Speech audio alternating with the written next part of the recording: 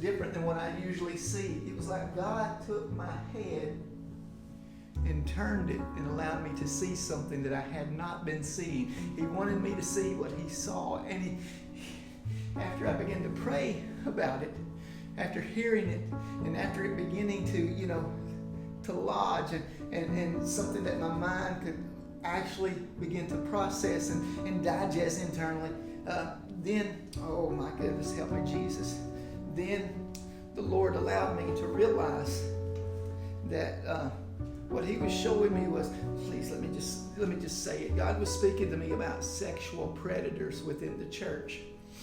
And this was heavy for me. It was different for me. And I almost thought, well, God, this is an old word. Shouldn't you have told me this 40 years ago, 20 years ago?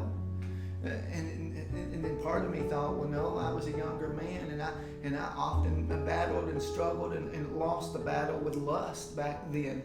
And I even though I prayed and fasted and prayed and fasted and prayed and fasted and repented and confessed, and I just had this series where it was the thing that the enemy kept throwing at me. It was the darts that the enemy kept throwing at me, and I would pray and fast and repent and get clean and get right, and it was something that the enemy always tried to put in front of me is this battle with lust, and so I just had to keep repenting. I had to keep owning it. I had to keep being even sometimes publicly repentant and owning my weakness. And here's the thing, as I